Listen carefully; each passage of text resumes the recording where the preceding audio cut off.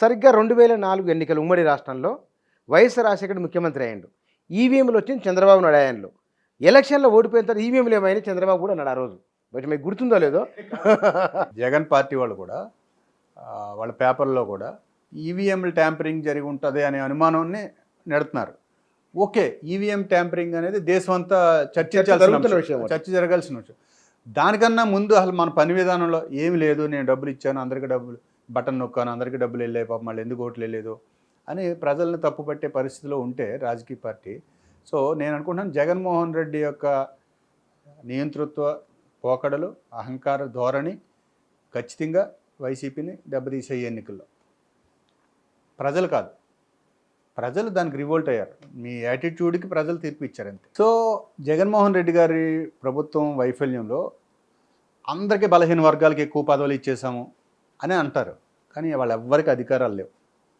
ఏ మంత్రికి ఒక ఆయన చెప్పాడు, ఒక హోంమంత్రి ఇచ్చారు దళితులకి, ఒక కానిస్టేబుల్ని ట్రాన్స్ఫర్ చేసుకునే అధికారం కూడా ఆమెకు లేదండి, ఆమెకు హోంమంత్రిగా ఇచ్చినా కూడా అని అన్నారు. అంటే ఏంటి, నువ్వు ఎవరికి స్వేచ్ఛ ఇవ్వలేదనుకోండి, పాలనంతా నీ చుట్టూ ఉండే 4-5 నీ బంధువుల్ని, నీ స్నేహితుల్ని, నీకు దగ్గరికి ఉండే నీ సామాజిక వర్గం వాళ్ళని పెట్టుకుని పాలన చేసినట్టుగా బయటికి తెలిసిపోతుంది కదా.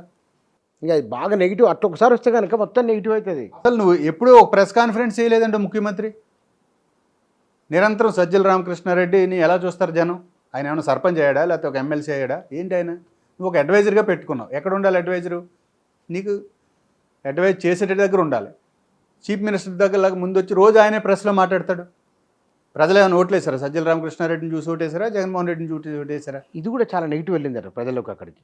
సో ఆంజనేయ రెడ్డో లేకపోతే వాళ్ళంతా టీం ఎవరైతే పెట్టారు, విజయసాయి రెడ్డి ఉన్నాడు, అవన్నీ కూడా ఒకే సామాజిక వర్గం. మేము బలహీన వర్గాలకి 80% 60% ఇచ్చామంటే ఉపయోగం ఉంది.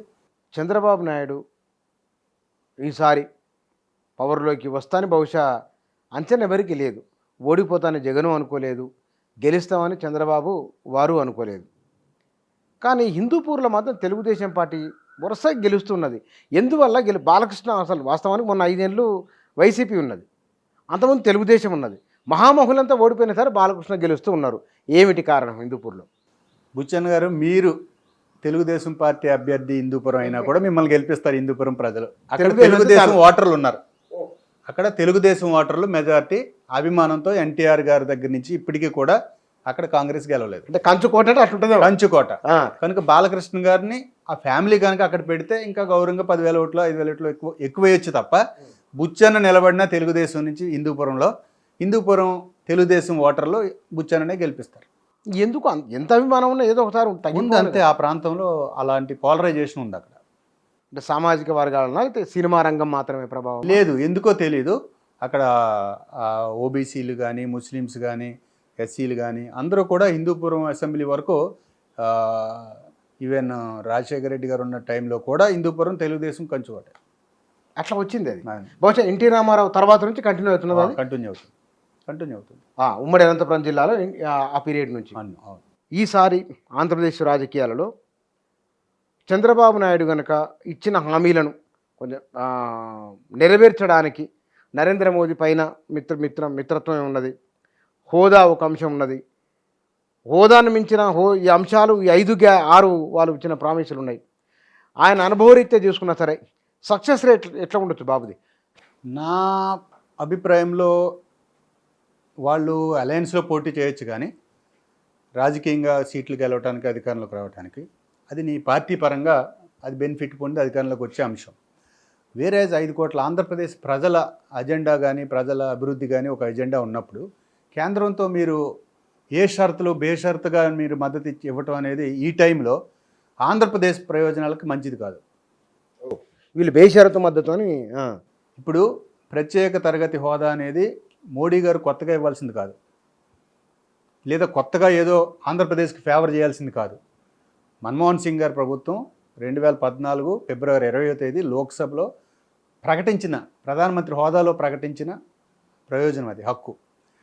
మార్చి 1, 2014 క్యాబినెట్, అప్పుడున్న యూపీఏ క్యాబినెట్ ఏపీకి 5 ఏళ్ల పాటు ప్రత్యేక హోదా ఇస్తూ క్యాబినెట్ నిర్ణయం చేసి అప్పుడున్న ఇప్పుడు నీతి ఆయోగ్ పంపించింది. దాన్ని ఇంప్లిమెంట్ చేయటమే. దురదృష్టం ఏంటంటే బీజేపీ వాళ్ళు 10 ఏళ్ళు ఇంప్లిమెంట్ చేస్తామని వచ్చారు. మేము కాంగ్రెస్ 5 ఏళ్ళు అంటే లేదు లేదు 10 ఏళ్ళు అని చెప్పాడు వెంకయ్య నాయుడు. కావాలి 10 ఏళ్ళు, మేము వస్తే 10 ఏళ్ళు చేస్తా ఉన్నాడు. వాళ్ళు వచ్చి 10 ఏళ్ళు అధికారంలో ఉన్నారు, ఇంప్లిమెంట్ చేయాలి. అప్పుడు చంద్రబాబు నాయుడు బీజేపీతో పొత్తులో ఉన్నాడు. మధ్యలో ఏం చేశాడు? ప్యాకేజ్ అని ఒప్పుకున్నాడు. అది కూడా అబాస్పాలాడు చంద్రబాబు నాయుడు. ప్యాకేజ్ ఒప్పుకున్న తర్వాత ఏమన్నాడు? ప్యాకేజ్ ఇంప్లిమెంట్ చేయలేదు, మోసం చేశారు, కనుక ప్రత్యేక హోదా కావాలని నెల చొక్కాలు వేసుకుని ధర్మ పోరాట దీక్షలు పెట్టి 2019లో ఢిల్లీ దాకా ఉద్యమం చేశాడు. సో ఇప్పుడు ఇన్ని పోరాటాలు, ఇంత చర్చ ఆంధ్రప్రదేశ్ ప్రజల్లో ఉన్నప్పుడు, అది మన హక్కు అయినప్పుడు, మీరు ఖచ్చితంగా ఆంధ్రప్రదేశ్కి ప్రత్యేక హోదా ఇవ్వండి మోడీ, మేము మద్దతు ఇస్తున్నాం కదా కేంద్రంలో, తెచ్చుకోవాల్సిన హక్కును సాధించుకోలేదనుకో రేపు ప్రజలు ఆలోచిస్తారు.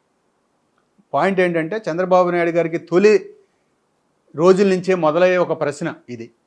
చంద్రబాబు నాయుడు గారికి మీద ఆధారపడి ఇప్పుడు సెంట్రల్ గవర్నమెంట్ ఉంది. చంద్రబాబు నాయుడు గారు లేకపోతే, టీడీపీ లేకపోతే, జనసేన అక్కడ లేకపోతే బీజేపీ గవర్నమెంట్ లేదు. నీకు బీజేపీ వాడే 10 ఏళ్ల పాటు మేము ప్రత్యేక హోదా ఇస్తామని మేనిఫెస్టోలో పెట్టారు 2014లో. 10 ఏళ్ళు అయిపోయింది, వాళ్ళే ఉన్నారు, చేయలేదు. ఇప్పుడు నీకు అవకాశం ఉంది కదా, కనుక నీ పార్టీ కోసమో లేకపోతే నీ అధికారం కోసమో కాకుండా 5 కోట్ల ఆంధ్రప్రదేశ్ ప్రజల కోసం ఇది ఖచ్చితంగా అమలు చేసి తీరాల్సిందే అని నువ్వు కనుక షరతు పెట్టుంటే ఇవాళ నీ ఇమేజ్ ఇంకా పెరిగేది. ఎస్, ఈయన రాజీ పడలేదు, ఈయన రాజీ పడలేదు, షరతులు వర్తిస్తాయని ఎందుకు అనలేదు? అనలేదు. అది రీజన్ ఏమిటి? అది తెలియదు, ఇప్పుడు రేపు వాళ్ళు చెప్పాలి.